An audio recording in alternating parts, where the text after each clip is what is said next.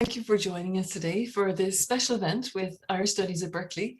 The Irish Studies programme features events on research, culture, diplomacy and innovation by and about Irish and Irish American people. Today we're delighted to feature a guest lecture by Seán Farren, who's visiting Maureen Miller's history class in the history department, which has the wonderful title of Ireland Since the Union, Myths, Martyrs, Race and Religion, from the Bards to the IRA. So I'm going to hand you over now to Maureen to introduce Seán. Thank you so much, Catherine. I'm really honored today to introduce Seán Farren. Professor Farren is distinguished in several fields. As an educator, he has taught in Ireland, Switzerland, and Sierra Leone. He has led the Northern Ireland Ministry of Further and Higher Education as well. Since 2007, he has been a distinguished visiting professor at the University of Ulster School of Education. Professor Farren is also author and editor of several books: The Politics of Irish Education, published in 1995, Sdlp, The Struggle for Agreement in Northern Ireland, and with Dennis Hoy, John Hume, Irish Peacemaker in 2015. In addition to being an acclaimed author and educator, Professor Farren has made lasting contributions to his country.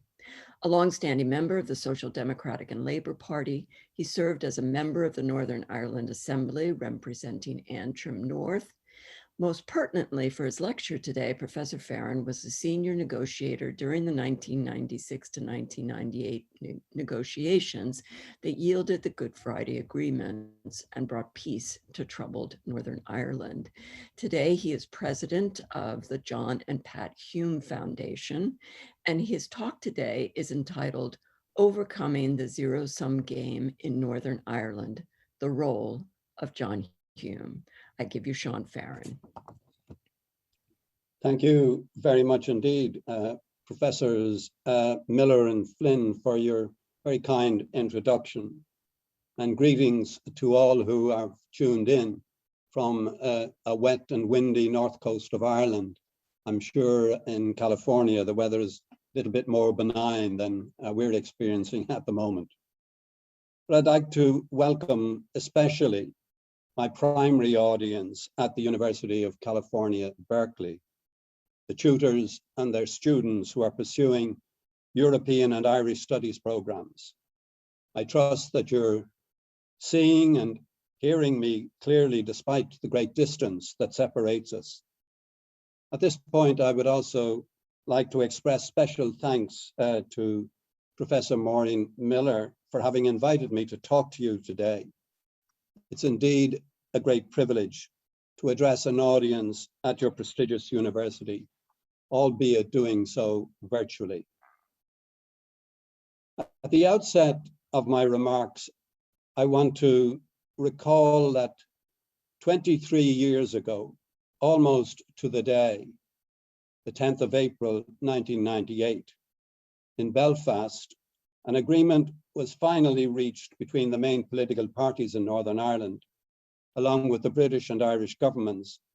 And after 2 years of negotiations chaired by former US Senator George Mitchell, that agreement, known officially as the Belfast Agreement, more popularly as the Good Friday Agreement, because the day was Good Friday, it brought an end to decades of violence and political instability, and offer the people of Northern Ireland the opportunity of a new start.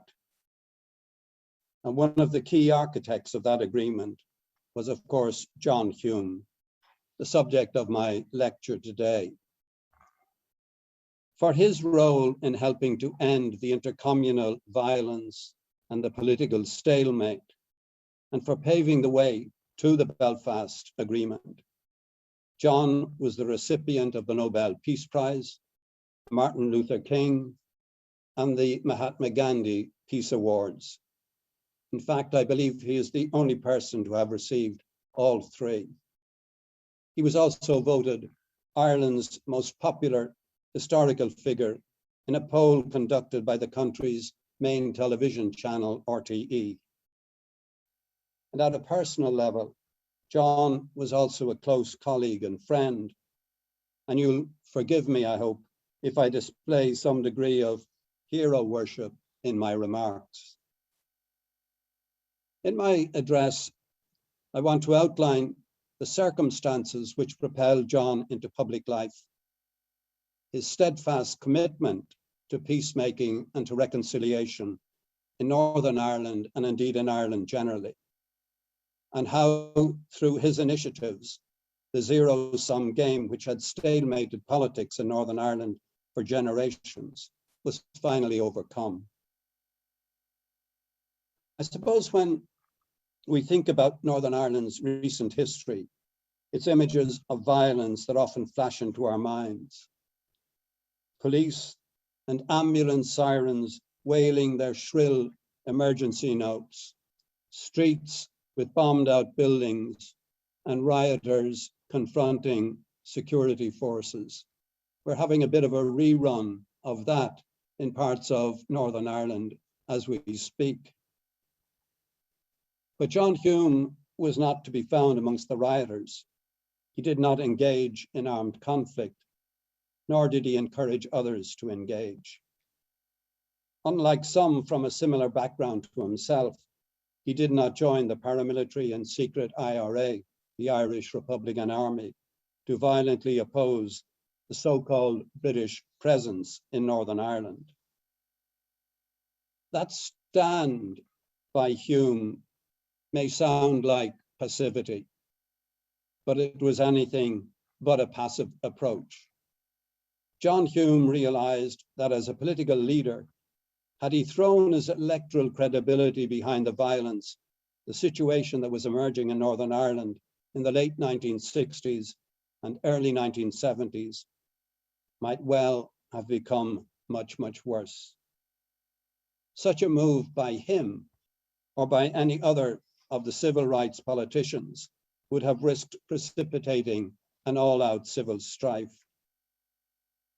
Possibly not unlike what occurred in the Balkans in the late 1980s and 1990s, when the former Yugoslavia was disintegrating.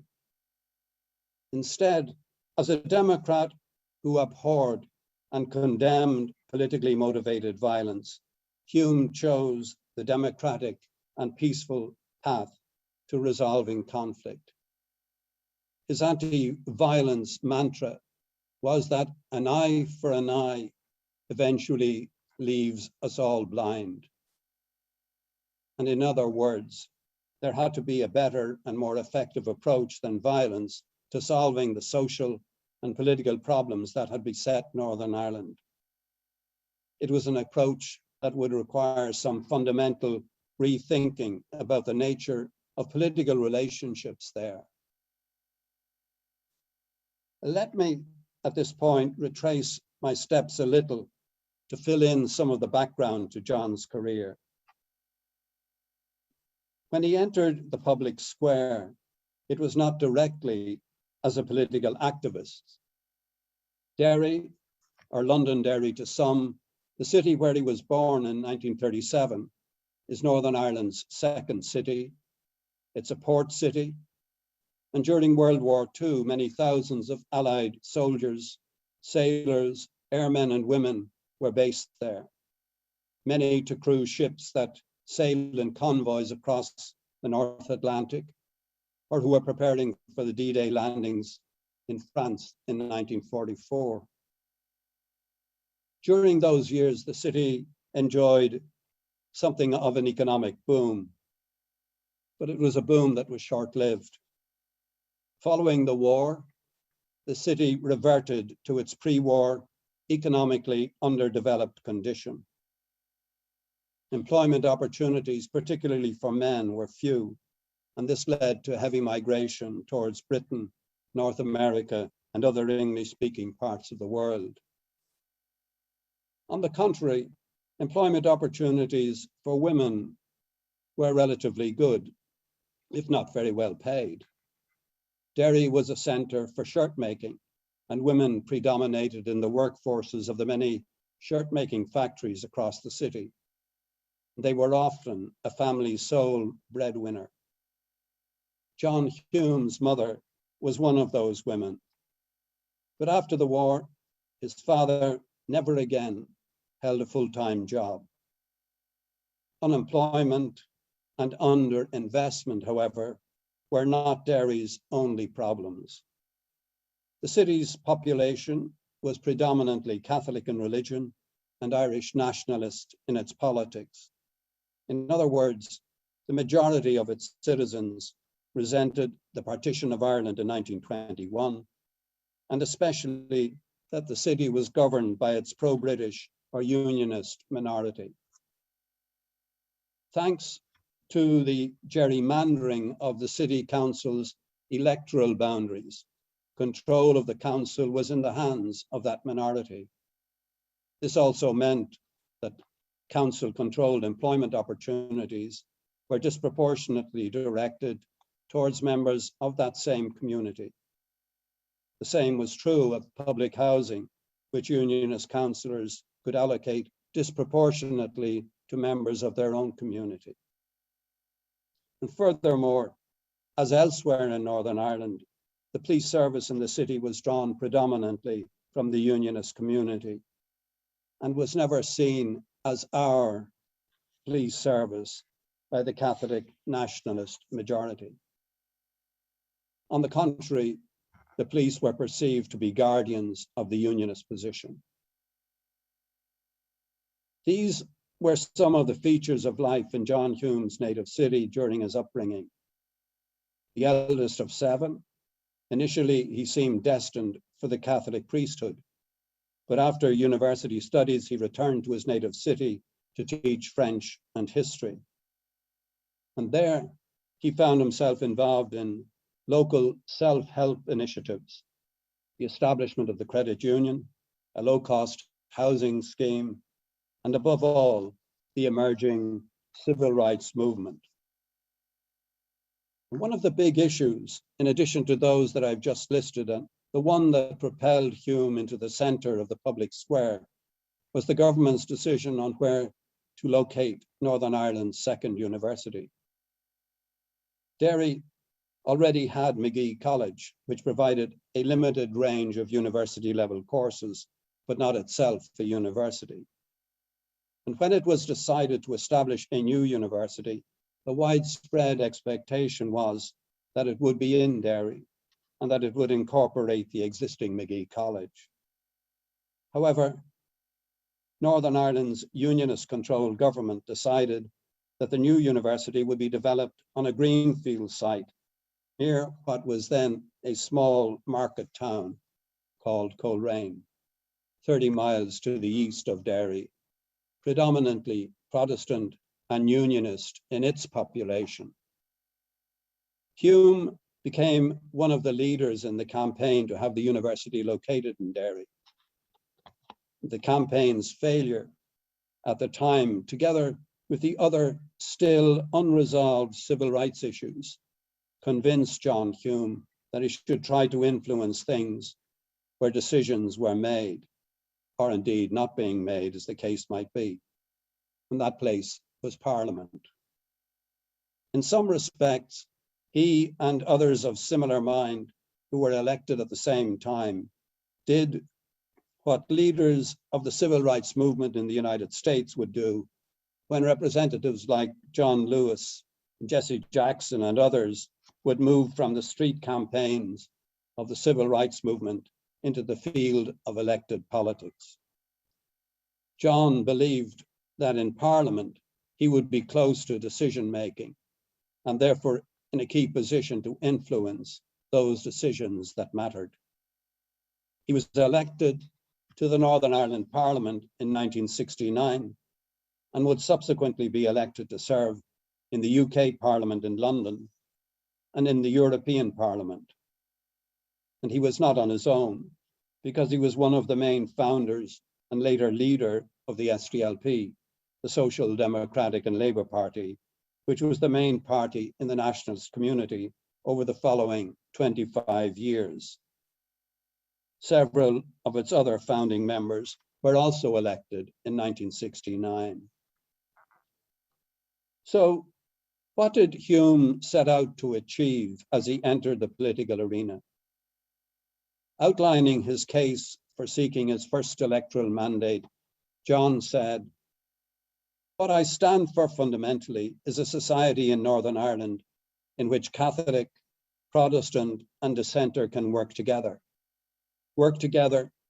to build a new community and base political action on political attitudes rather than use religion as a political weapon." And furthermore, he argued, the future of Northern Ireland should be decided by its people, and no constitutional change accepted except by the consent of his people. Clearly, he was choosing the democratic partnership route to reform and eventually to Irish unity, not the violent route. These were aims that characterized his whole political career. Consequently, as a result of his and his colleagues' efforts, many, if not all, of the key civil rights demands were conceded by the early 1970s. But regrettably, however, there were those who argued otherwise and who claimed that violence was the only way to effect constitutional change and other reforms. So let me for a moment here turn to the violent zero-sum conflict that broke out in Northern Ireland at the same time as John was elected to his first parliamentary seat. Students of conflict resolution are very familiar with the zero-sum game. The zero-sum game that is often played out in situations such as that in Northern Ireland. In that game, each side to a conflict claims to be right about the cause of the conflict, then right about the means adopted to protect or to advance its position. And thirdly, right about the kind of outcome that should emerge from the conflict. The zero-sum game in Northern Ireland was played out between Unionists who wanted to preserve Northern Ireland's place in the United Kingdom and nationalists who wanted to end the partition of Ireland and reunite Northern Ireland with the rest of the island in a state independent from the UK. But nationalists were not strong enough to force their goal of a united Ireland on Unionists, and Unionists were not strong enough or indeed even willing to persuade nationalists to confer legitimacy on Northern Ireland's very existence. Reinforcing this situation, and indeed long before Northern Ireland's establishment, its two main communities lived in a state of suspicion about each other's intentions. While often living physically quite close to each other, these communities also lived apart in many of their social activities, most notably in church-going, in schooling, in games played, and indeed in their choice of professional services. Catholics chose Catholic schools, Protestants chose Protestant schools. Catholics played Irish games like hurling and Gaelic football.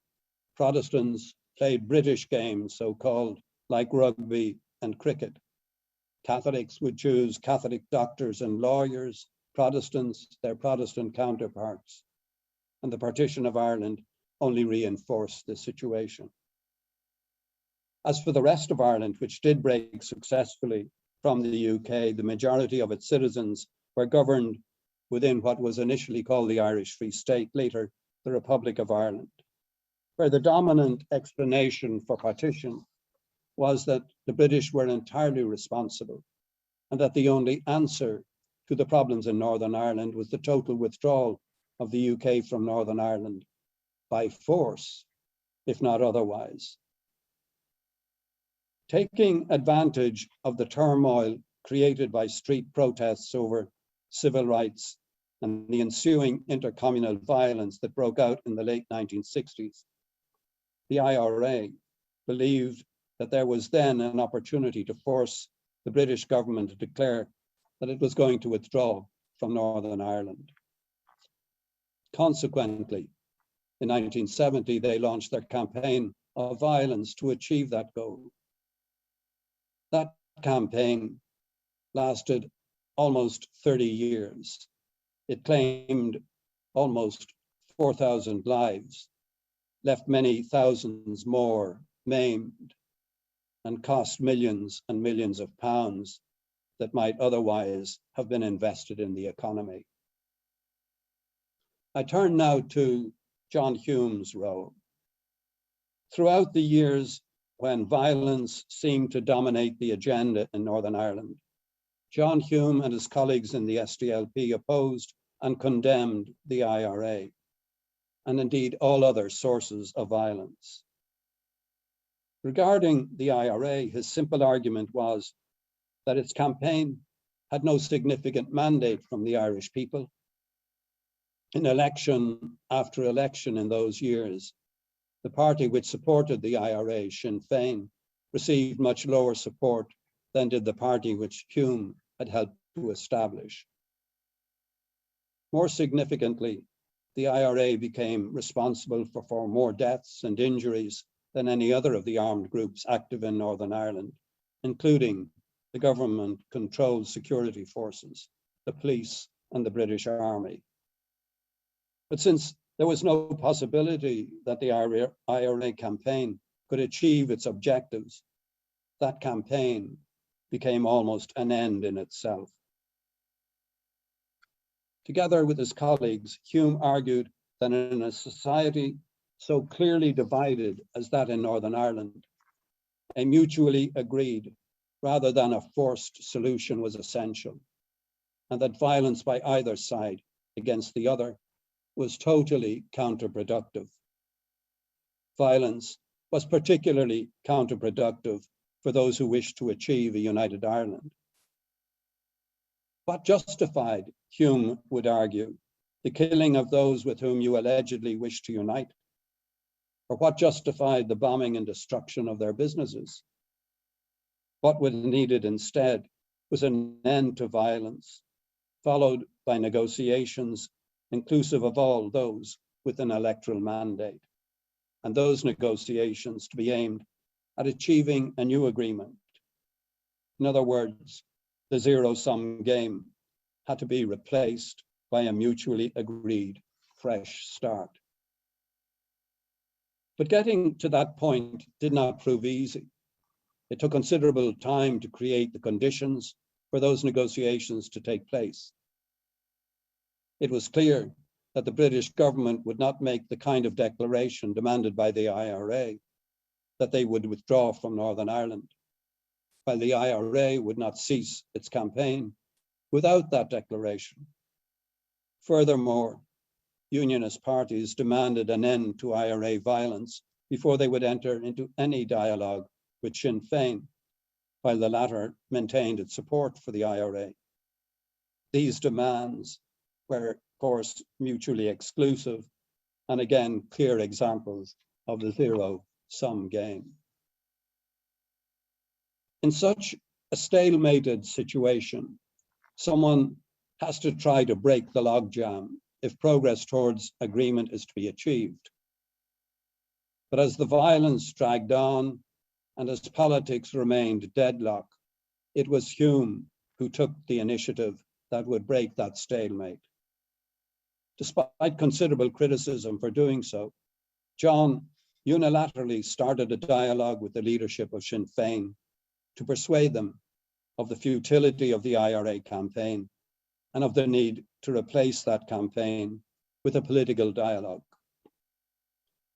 Hume argued that Irish unity could only be achieved with the consent of the majority of the electorate in Northern Ireland. His argument was people, not territory focused.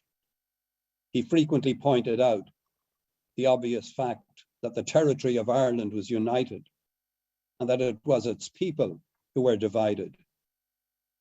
Therefore, if unity was the objective, it was essential to persuade those opposed to unity of its merits, thereby building a consensus in favor of unity. And that required working together across the community divide, creating a partnership government and respecting the different allegiances and identities that had led to the divisions in the first place. As John frequently pointed out, Ireland is not a piece of earth. Ireland is its people, and without its people, it is but a jungle. People of varying traditions, outlook, and background together form the entity known as Ireland, and the unity of Ireland means community of its people. And this is essentially what Hume meant as he spelled out the principle of consent, which is to become a keystone of the Good Friday Agreement in 1998. Nationalists and Unionists had to find a way of living together in some degree of harmony and mutual respect. But Hume did not confine his efforts to achieve peace and promote economic and social development to Northern Ireland alone. He made full use of his electoral mandate to persuade political leaders with any influence in Northern Ireland to use that influence to help end the violence, make negotiations possible, and promote economic and social investment. In the Republic of Ireland, he worked with political leaders there to successfully challenge the view that the crisis in Northern Ireland was purely the product of Britain's old colonial policy. He argued that this argument ignored the existence of the significant Unionist community and its wish to remain part of the United Kingdom.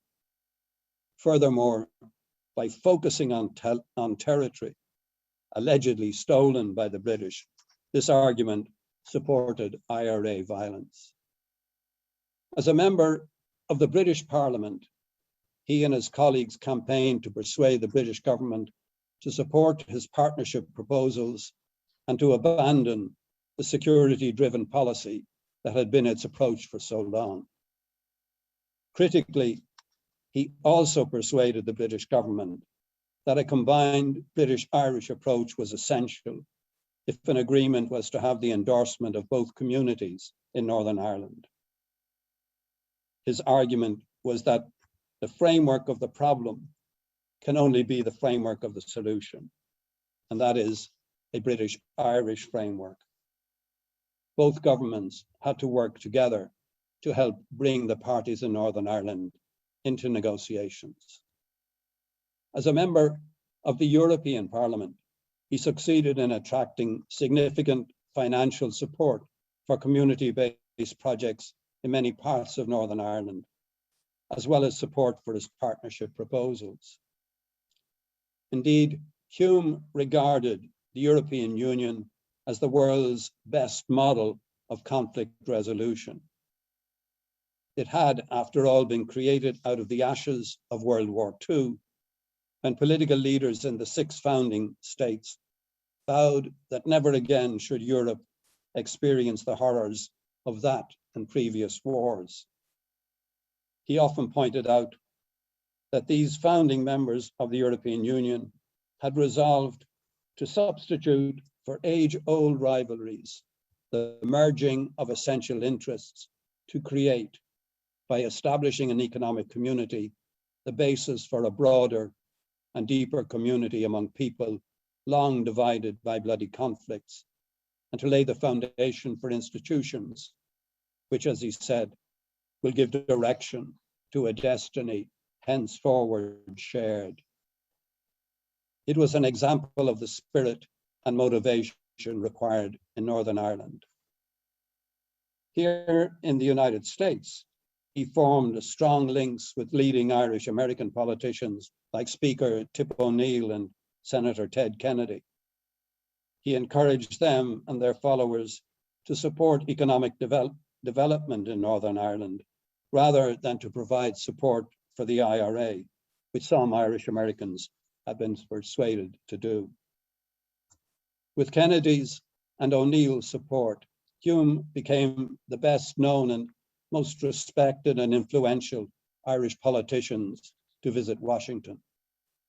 Indeed, As a former aide on Northern Ireland to Senator Ted Kennedy and later to President Clinton admitted recently, Hume virtually single-handed determined US policy on Northern Ireland over several decades.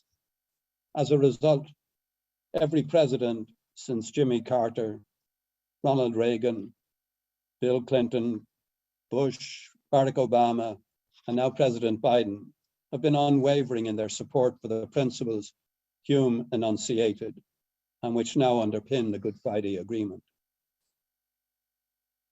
Hume's initial dialogue with the leadership of Sinn Féin, including Gerry Adams in 1987, while not immediately successful in bringing about an IRA ceasefire or the establishment of an inclusive negotiating process, the Hume-Adams dialogue, as it was called, began what we now refer to as the Northern Ireland peace process. The dialogue culminated in the paramilitary ceasefires in 1994, which in turn led to the negotiations chaired by Senator Mitchell and to the Good Friday Agreement 4 years later. This agreement, the Good Friday Agreement, was based on several requirements long advocated by John Hume: inclusive negotiations in a peaceful context, respect for the identities and allegiances of both main communities in Northern Ireland, and acceptance of the principle of democratic consent to constitutional change. Underlying these requirements, John's analysis had identified the need to address 3 sets of interweaving relationships to reach an agreed outcome. The first relates to political relationships between the people of Northern Ireland and how these should be accommodated in an agreement. The second are relationships between the people of Ireland, North and South, while the third are the relationships between the people of Ireland and the people of Britain. The political institutions agreed in the Good Friday Agreement are the product of this analysis, and those institutions are threefold. First, an assembly and government for Northern Ireland in which all major parties can participate. The government to have responsibility for a range of devolved functions like health, education, agriculture, economic development, and so on. The second is a North-South Ministerial Council, bringing ministers from both governments on the island together to deal with matters of common concern. And thirdly, a British-Irish Ministerial Council to deal with common concern matters in both countries. Hume also successfully proposed that any agreement be put to the people of Ireland, North and South, for their consent or otherwise.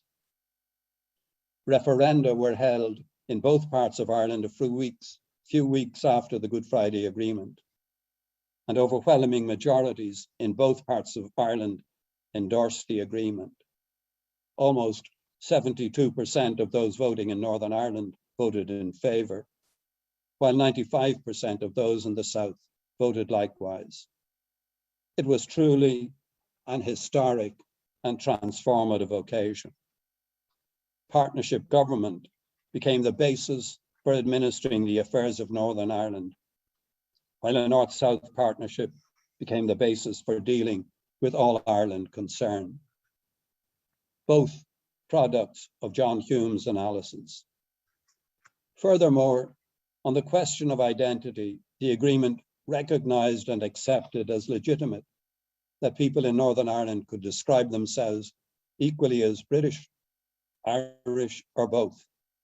Another break with the zero sum of the past, when it was exclusively one or the other. Since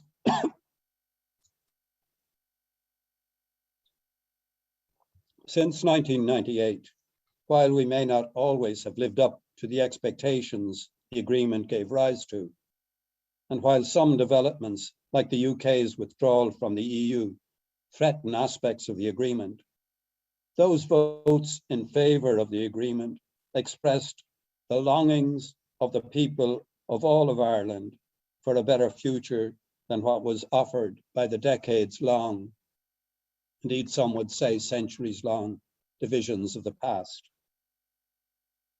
In his acceptance speech, when being awarded the Nobel Peace Prize, John Hume set out his expectations for the kind of future the Good Friday Agreement made possible. I want to see an Ireland of partnership where we wage war on want and poverty, where we reach out to the marginalized and the dispossessed, where we build together a future that can be as great as our dreams allow. His message is as relevant today when regrettably some of the issues facing our political institutions are challenging Hume's concept of partnership. And current disturbances in Belfast and other parts of Northern Ireland are examples of those challenges. But I believe that the principles and the values of the Good Friday Agreement will and indeed must endure if we are not to be dragged back into the dark days of the past. John Hume retired from political life in 2005 and passed away in August of last year.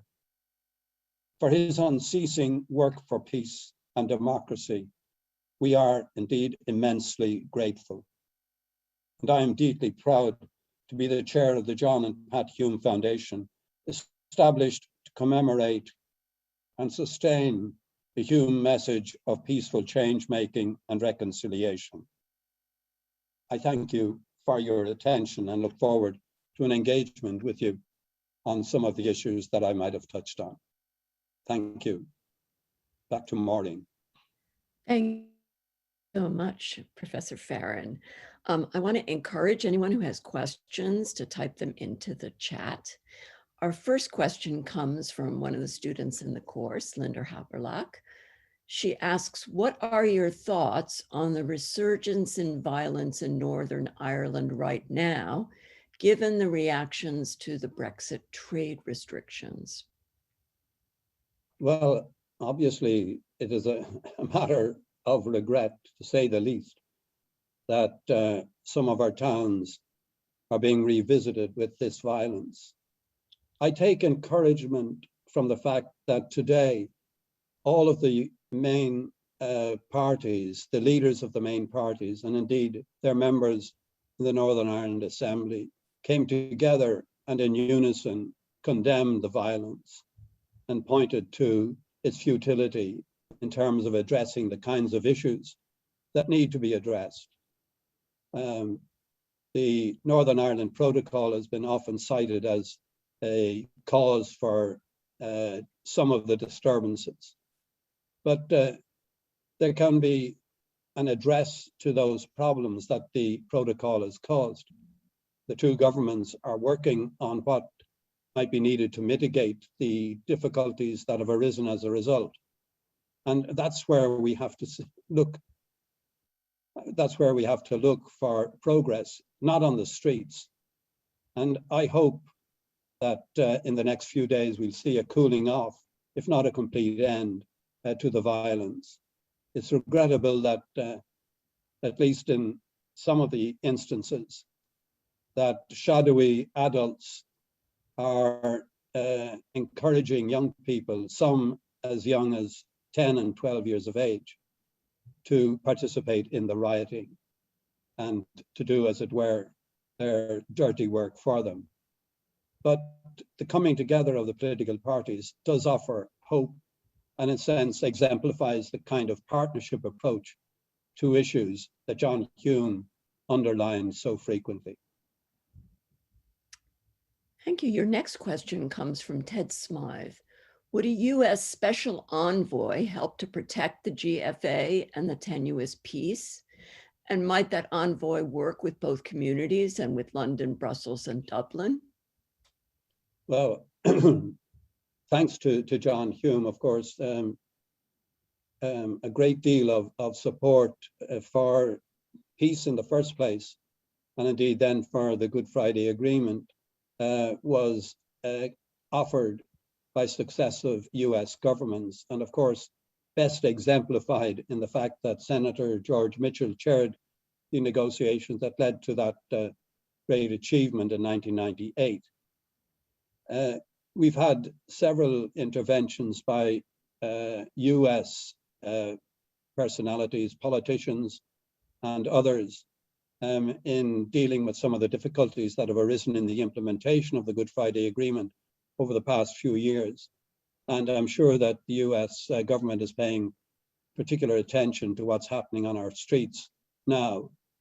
The extent to which the involvement of a US representative, other than those that are there already, would help the situation. I suppose we just need to wait and see what way things develop, whether they escalate or, in fact, whether we can successfully end the violence and address the issues in an exclusively peaceful and political way.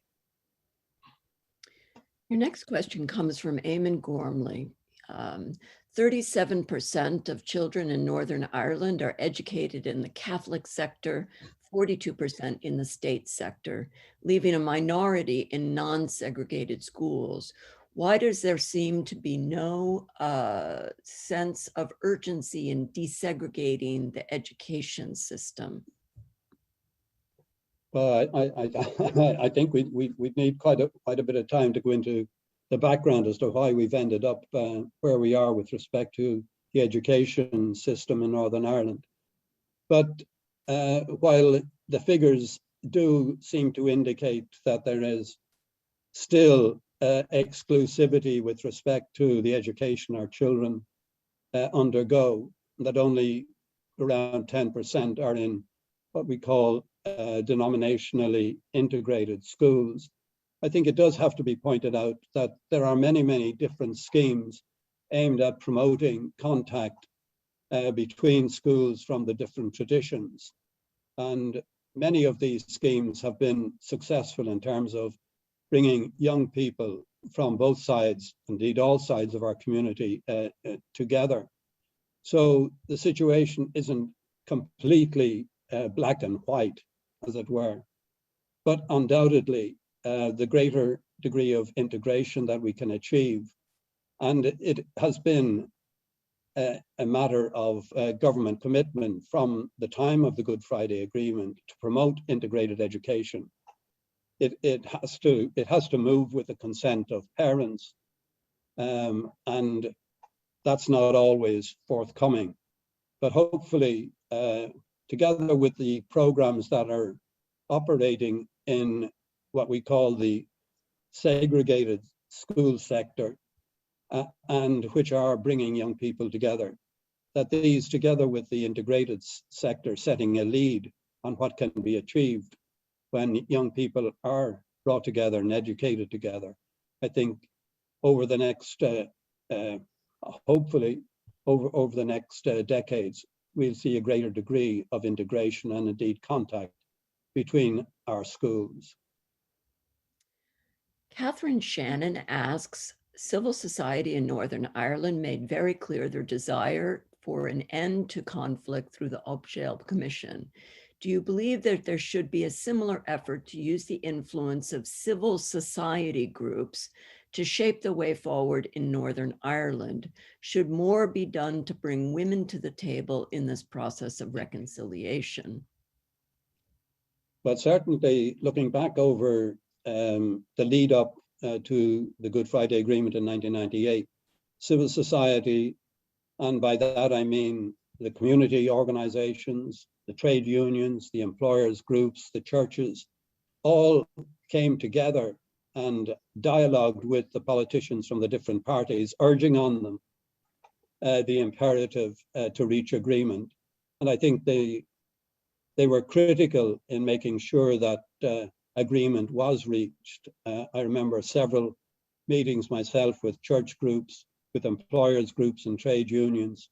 And the plea then was, get your act together, get an agreement, and let's hope for a new start. So yes to the role that civic society can play and has played in Northern Ireland, and perhaps nowadays, given the disturbances that exist, that there's a need for the same pressure to be brought to bear from civic society.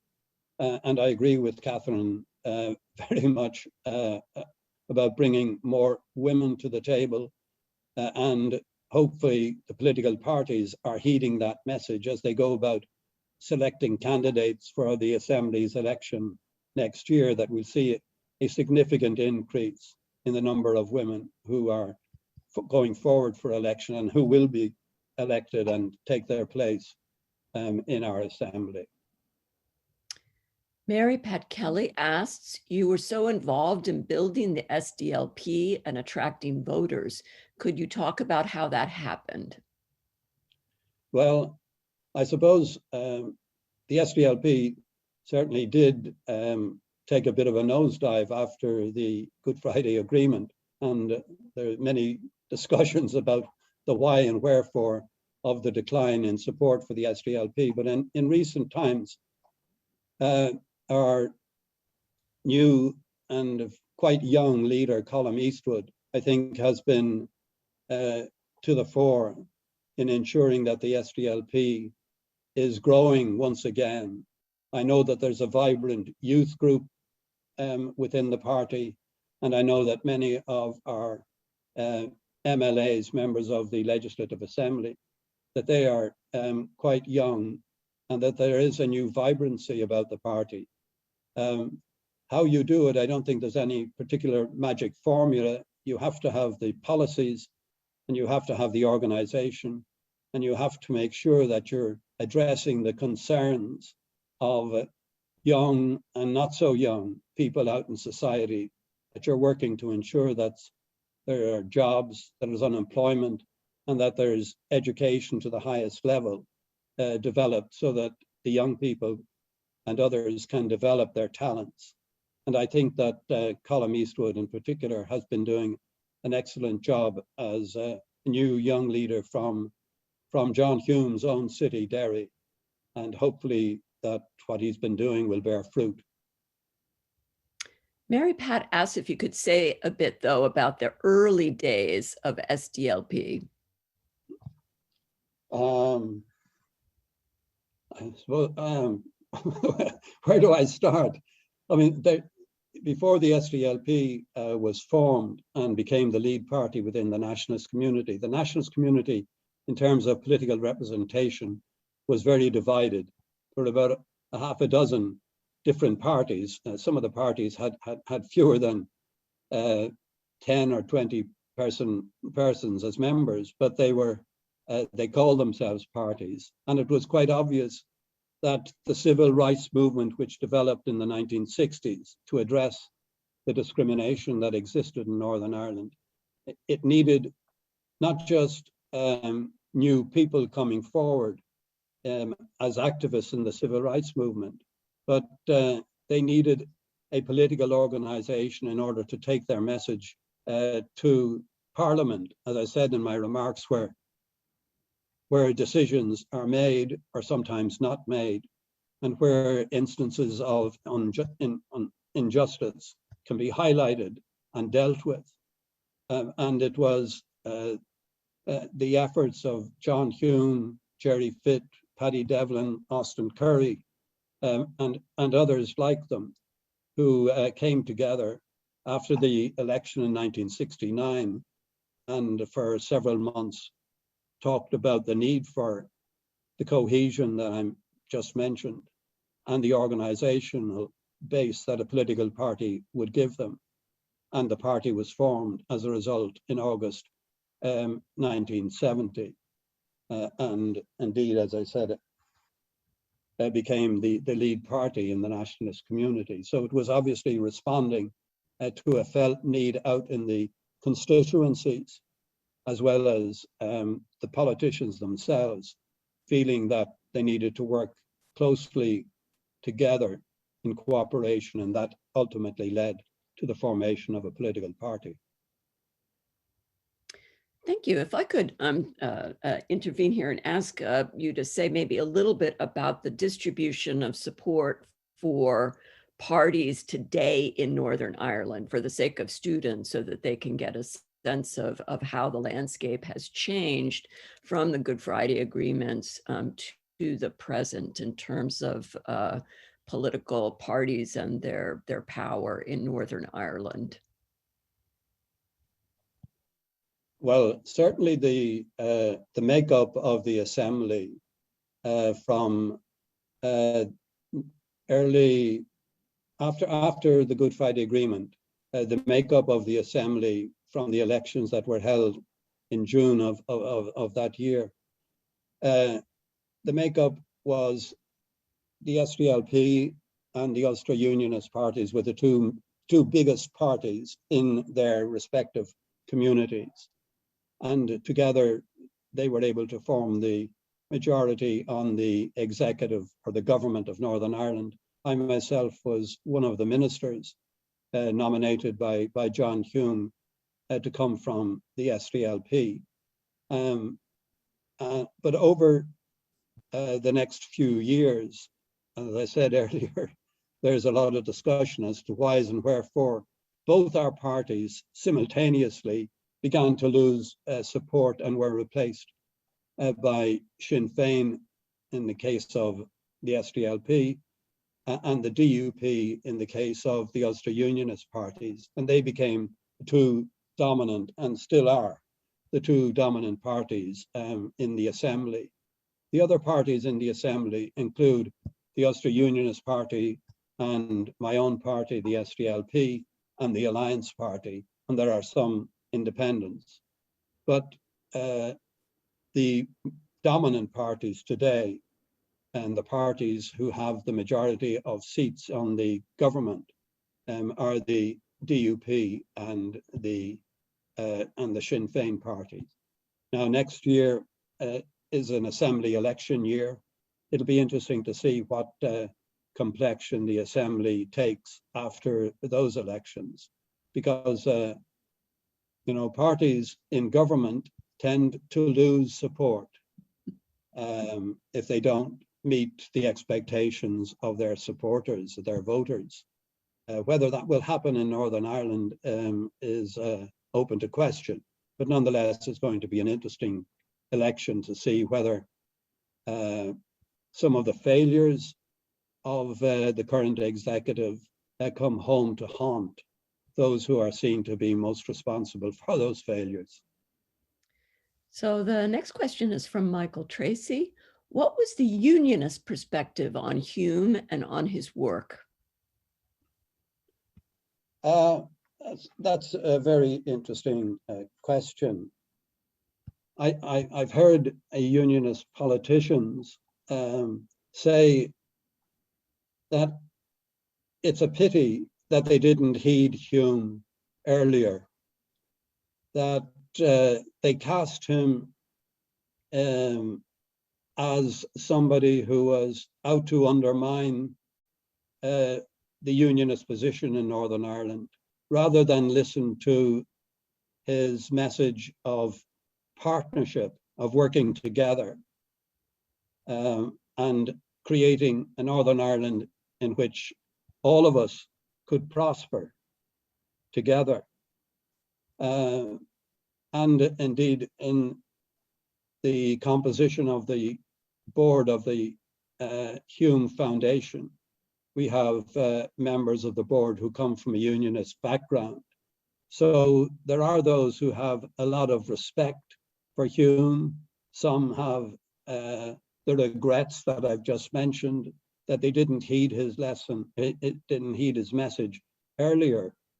And ultimately, it wasn't until 1998 that we reached an agreement, when in 1973 and 1974, for those of you who know the history will know that there was what might be regarded as an experiment in power sharing government, when the Sdlp and the leading Ulster Unionist Party at the time, led by a man called Brian Faulkner, joined with the Sdlp in forming a power sharing executive.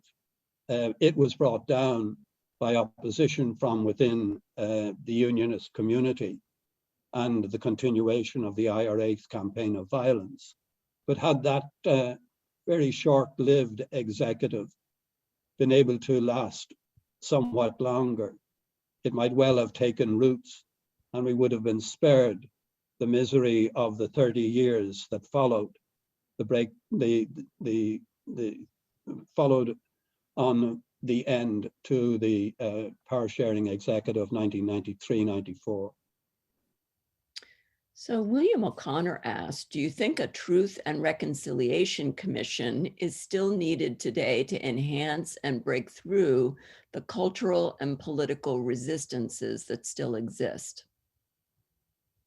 Well, whether when we mention a Truth and Reconciliation Commission, we have in mind what happened in South Africa. I'm not too sure whether exactly that would be the formula that we would adopt, but it's certainly amongst those who have suffered grievously, whether through the loss of their own relatives or whether they themselves have been injured as a result of the violence. There is a need for people to express the hurt that they have experienced. And there have been several attempts to reach a joint approach on allowing people the opportunity to talk as people who appeared before the Truth and Reconciliation Commission in South Africa did, to talk about their experiences and about the hurt that they have endured. It's not that it's not on the agenda, but it's on the agenda and hasn't gone off the agenda, but it hasn't seen the support necessary coming forward in order to address, in whatever way might be most appropriate for Northern Ireland, to address the hurt in the manner in which I think is implied by reference to a Truth and Reconciliation Commission. Kenneth Somerville asks, you've talked about John Hume's contribution to peace in Northern Ireland, but do you think there were changes happening in the thinking of the IRA/INLA and the UDA/UVF that made them receptive to this message? And if so, what do you think was driving these changes? Yes, obviously, in order to break a stalemate, as John helped to do, there has to be somebody on both sides, as it were, who is willing to reach out and explore possibilities. John, if there hadn't been within the IRA at the time and within the leadership of Sinn Féin, people who are beginning to reassess their situation, John wouldn't have had anyone to dialogue with. There wouldn't have been a Hume Adams dialogue. So it's always necessary that there be people willing to reach out from both sides in a stalemated situation like ours in order to see what possibilities there might be. And certainly it was the case in Sinn Féin in the mid-1980s that people, obviously led by Gerry Adams and others, were reassessing the effects of the campaign that had lasted by then for almost 15, 16 years and had no obvious chance, any indication that there might be success to that campaign in the near or distant future. And therefore that the violence, as I said, had become an end in itself, and therefore without any further justification, however slight that justification might have been in the beginning. But nonetheless, there was that willingness to look at new possibilities. And from that came the peace process that John was such a significant figure in developing. Catherine Flynn has a good question here. You mentioned the EU as influencing Hume's conception of partnership government based on inclusion, consent, and respect. Was he influenced by any other models? Well, I suppose in one sense, he was influenced by what he always regarded as characteristic of the United States. He often pointed to your coin, which has the words ex pluribus unum, out of many has come one. Now, whether that can be regarded as a political model or not, I'm not terribly sure. But nonetheless, what he was trying to convey, of course, was that while our differences in terms of how we might define ourselves as Irish or British, or whether our aspirations were for a united Ireland or whether they were for remaining within the United Kingdom, that people should be able to come together and work together in order to make Northern Ireland a prosperous place to live in. And so in that sense, I suppose he was trying to drive home that simple message, and your coinage presented him with a very good opportunity to point out what might be possible in Northern Ireland. I think the EU always remained a profound influence on John. While the difference in scale is huge between Northern Ireland and the EU, 27 states now, and Northern Ireland just part of one, wanting to be part of another. And the problems being, in some sense, more simple and more stark. Yet the European Union was created out of one of the greatest tragedies in human history, the Second World War. And it took the leadership of those who founded the EU, the European Economic Community, as it was called in its early days. It took the courage of those leaders to say, we can't ever, ever, ever go back to that kind of experience, and we must work together in order to ensure that we don't. And so they began with the European steel and coal agreements leading up to the Treaty of Rome in 1956, when the economic community was established. And that had, as I say, a very profound influence on John. And from his early days in public life, he spoke and pointed to the EU as an example that we should, in spirit and motivation, try to emulate in Northern Ireland. So I have a question, if I could pose it, and that's about housing. During the civil rights movement, in the midst of the Troubles, the Catholic population, housing, fair housing, and access to decent housing seemed to be a large issue. How has the housing situation in Northern Ireland developed, particularly in light of what we keep hearing from the South about their own housing crisis or crisis of affordable housing? Well, one of the great reforms that followed from the civil rights movement was the establishment of the Northern Ireland Housing Executive. And the Housing Executive was vested with responsibility for the provision of public low-cost housing. And it meant that responsibility for housing in those sectors was taken away from the local governments, the local district councils that had up until then responsibility for housing. And it established a single agency with responsibility across Northern Ireland for the kind of housing that I've just mentioned.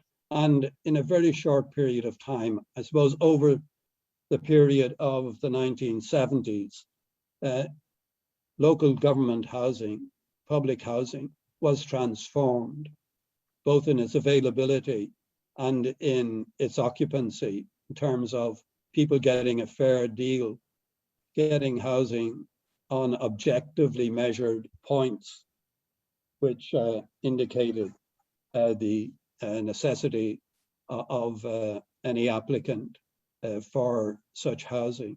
And it is one of the great successes, I suppose, of the civil rights movement, that authority was established. Today, I'm not saying that housing is no longer an issue. It is in some areas. There are a lot of pressures and demands for housing that are difficult to meet, but nonetheless, it's no longer an issue which is sectarian or with any sectarian overtones to it. It's an issue that has, in a sense, you don't hear any significant reference to in the discourse, in the political discourse. Not like it was in the late 1960s, when there really was a serious crisis, a lack of housing at the time, and then the way in which the housing that was available was allocated. So another question from Amy Gormley: does John's work in the credit union movement serve as a template for people trying to tackle economic inequality elsewhere? Well, again, this is something that John was profoundly influenced by when he first came across the idea of the credit. Excuse me. When he first came across the idea of the credit union, obviously people, particularly those on low income, poor people, were at the mercy of loan sharks who charged exorbitant interest on loans that they would give. And John saw in the credit union a way of getting rid of that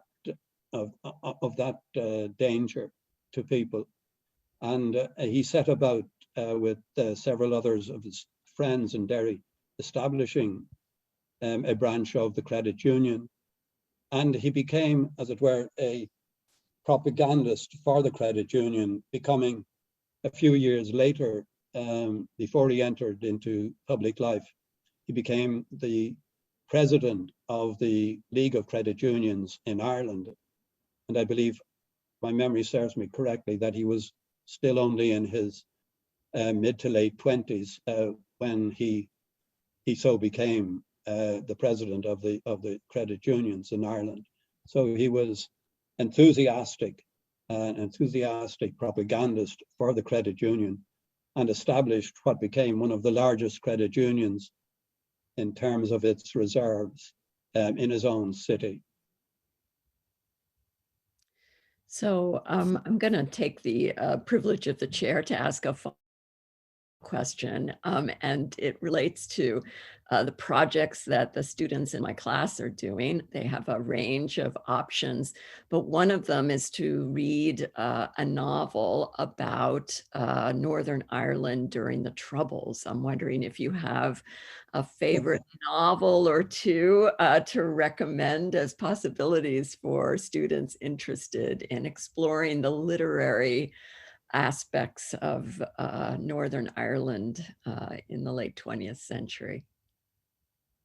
In the late 20th century. Well, I was going to suggest somebody who's no longer with us and probably wouldn't have been around towards the end of the last century. Brian Moore, who's a Belfast writer, and he did write a novel. The title escapes my mind at the moment. He did write a novel based on the Troubles, but he wrote a lot of other very good novels. A Message from Limbo is one. A novel about Northern Ireland during the Second World War, when the Blitz affected Belfast. And I was a very enthusiastic reader of Brian Moore when he was publishing, and he published quite a lot of novels. The titles of many of the others escape me at the moment, but I would certainly recommend them. Great. Well, that's a great recommendation. Anyways, and of course, I should have mentioned, Maureen, I should have mentioned The Milkman, which has been, recently acclaimed as one of Northern Ireland's great recent novels. So put The Milkman down. Yes, well, there's an explosion in the chat in favor of The Milkman, so you're on the right side of your audience. Well, Catherine, I don't know if you want to say a few words in closing. Thanks, Maureen. I just want to thank Seán Farren for such a great talk, and I'd like to thank the audience for your time and your attention and your great questions. Yeah, it's really been a pleasure to host this event today. Well, thank you very much indeed. It's been my pleasure. Hopefully sometime soon I'll get an opportunity to visit California again. I have some relatives out there, and maybe drop in Berkeley and say hello to some of you at least. It's certainly my pleasure to be able to do so. That would be great. You're very welcome. Yeah. All right. Thank you. Thank you. Thank you. And good evening or good night, depending on where you are, to all those who have tuned in, and thank you for joining us.